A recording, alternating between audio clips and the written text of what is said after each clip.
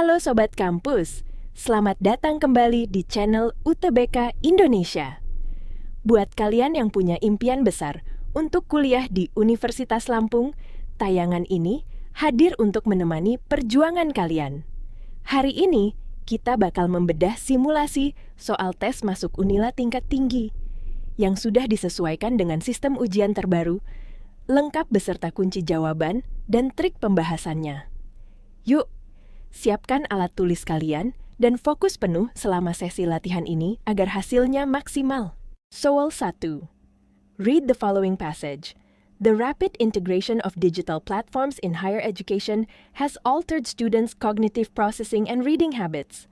While online databases speed up information retrieval, studies link prolonged digital reading with a decline in deep, linear textual comprehension. This structural phenomenon forces the brain to skim rather than critically analyze complex texts.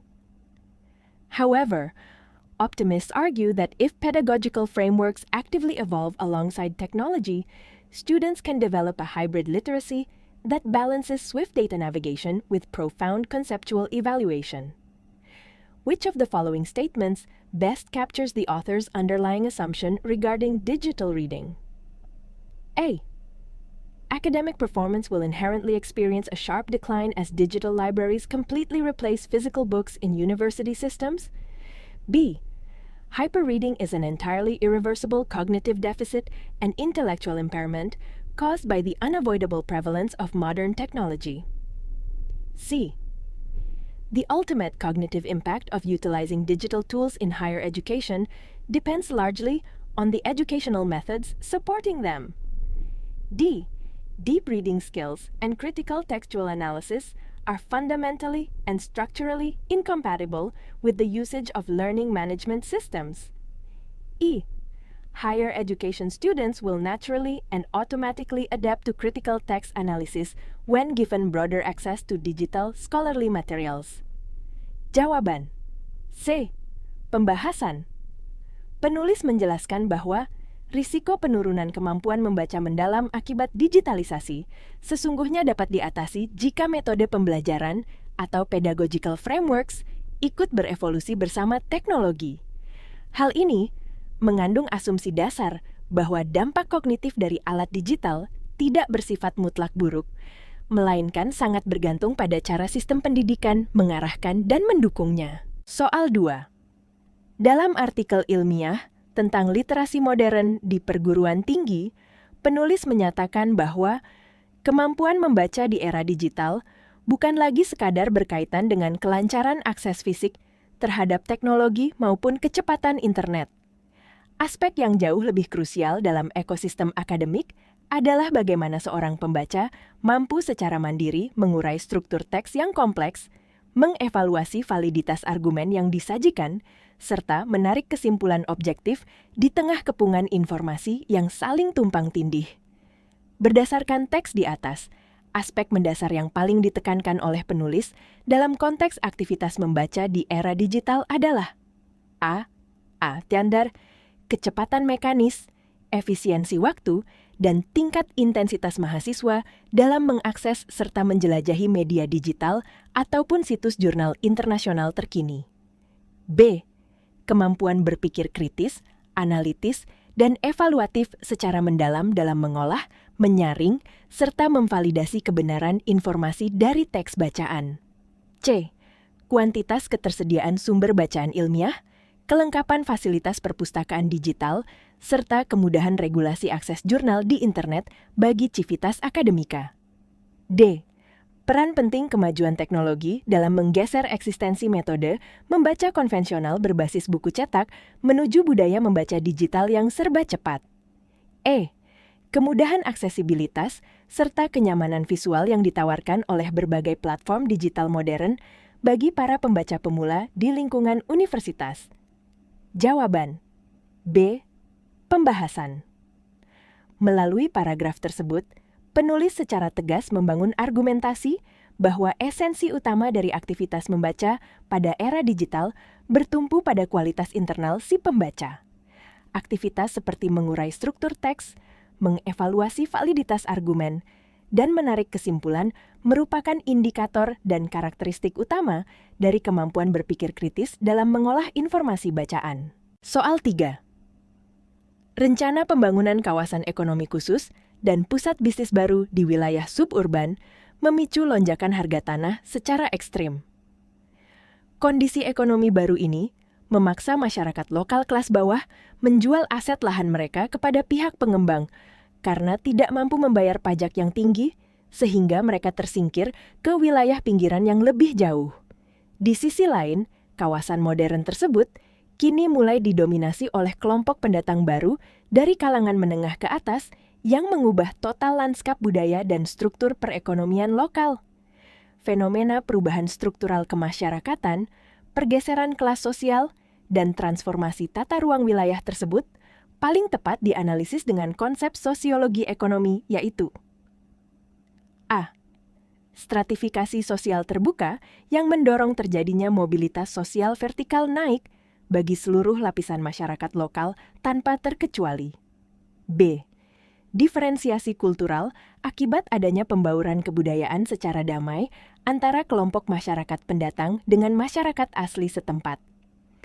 C. Modernisasi struktural yang berfokus pada pemerataan pembangunan infrastruktur fisik dan peningkatan kesejahteraan hidup masyarakat pinggiran. D. Marginalisasi spasial yang mengkaji penurunan kualitas lingkungan hidup akibat polusi industri di kawasan penyangga kota-kota besar. E. Gentrifikasi yang menelah perubahan sosioekonomi suatu kawasan akibat masuknya modal besar dan masyarakat kelas atas yang menyingkirkan warga lokal kelas bawah. Jawaban. E. Pembahasan. Kasus pada soal merupakan contoh nyata dari fenomena gentrifikasi dalam sosiologi perkotaan. Gentrifikasi merujuk pada proses transformasi kelas sosial dan ekonomi pada suatu kawasan akibat masuknya investasi modal besar. Dampak paling nyata adalah tersingkirnya penduduk asli kelas bawah yang tidak mampu mengimbangi lonjakan biaya hidup dan properti, untuk kemudian digantikan oleh kaum pendatang yang lebih mapan. Soal 4. Di dalam penulisan sebuah karya tulis ilmiah, resmi seperti makalah atau jurnal akademik, penggunaan kalimat yang efektif dan taat asas kebahasaan sangat diperlukan agar tidak menimbulkan ketaksaan makna. Perhatikan beberapa struktur kalimat di bawah ini. 1. Berdasarkan hasil analisis data laboratorium, menunjukkan adanya kontaminasi zat mikroplastik yang tinggi pada sampel air baku. 2. Tugas akhir dari seluruh mahasiswa-mahasiswa yang mana membahas tentang regulasi hukum lingkungan hidup harus segera dikumpulkan. 3. Untuk memaksimalkan penyerapan anggaran tahunan, pihak universitas melakukan restrukturisasi organisasi internal secara berkala. 4. Meskipun penelitian sosial itu memiliki beberapa keterbatasan metodologi, namun hasil analisis datanya tetap valid. Kalimat yang telah sepenuhnya memenuhi kaidah struktur bahasa Indonesia akademik yang dinilai efektif, logis, dan baku adalah A. Kalimat nomor 1 karena penggunaan kata depan di awal kalimat berfungsi menguatkan keabsahan objek penelitian. B. Kalimat nomor 3 karena memiliki unsur subjek dan predikat yang jelas, hemat kata, serta susunan strukturnya logis. C. Kalimat nomor 2 dan kalimat nomor 3 karena kedua kalimat tersebut berhasil menyampaikan pesan akademik secara luwes. D. Kalimat nomor 1 dan kalimat nomor 4 karena penggunaan kata sambung di awal kalimat membuat alur penalaran menjadi runut. E. Semua kalimat di atas sudah benar dan memenuhi standar baku penulisan karya ilmiah sesuai tata bahasa Indonesia. Jawaban. B. Pembahasan. Kalimat 1 salah karena penggunaan kata depan berdasarkan di awal menyebabkan kalimat kehilangan subjek yang jelas. Kalimat 2 salah karena pemborosan kata seluruh mahasiswa-mahasiswa dan penggunaan frasa yang mana tidak baku. Kalimat 4 salah karena menggunakan 2 konjungsi bertentangan sekaligus, yaitu meskipun dan namun. Kalimat 3 benar karena strukturnya lengkap, hemat kata, logis, dan efektif. Soal 5. Pernyataan 1. Semua program studi di tingkat perguruan tinggi yang telah sukses mendapatkan peringkat akreditasi unggul wajib menyelenggarakan kurikulum pendidikan yang berbasis pada riset berskala internasional. Pernyataan 2. Sebagian program studi fungsional yang berada di bawah naungan Fakultas Teknik sampai saat ini tercatat belum menyelenggarakan kurikulum pendidikan yang berbasis pada riset berskala internasional. Berdasarkan kedua pernyataan di atas, simpulan yang paling logis, valid, dan tidak dapat dibantah secara hukum logika adalah A. Semua program studi fungsional yang berada di bawah naungan Fakultas Teknik dipastikan belum berhasil meraih peringkat akreditasi unggul. B. Sebagian program studi fungsional yang berada di bawah naungan Fakultas Teknik tercatat sudah sukses meraih peringkat akreditasi unggul. C. Pihak dekanat Fakultas Teknik secara legal tidak memiliki kewajiban moral untuk mengikuti standar sistem akreditasi yang ditetapkan nasional. D. Sebagian program studi fungsional yang berada di bawah naungan Fakultas Teknik dipastikan tidak mendapatkan peringkat akreditasi unggul. E. Kurikulum pendidikan yang berbasis pada riset berskala internasional pada dasarnya hanya berlaku dan mengikat untuk program studi non-teknik. Jawaban D. Pembahasan. Syarat mutlak untuk mendapatkan akreditasi unggul menurut pernyataan pertama adalah menyelenggarakan riset internasional.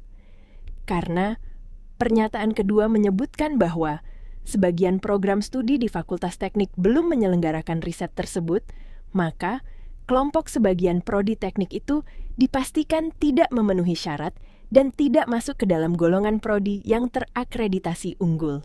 Itulah tadi deretan latihan soal yang sudah kita kerjakan bersama. Menembus persaingan ketat di Unila memang butuh kesiapan yang matang.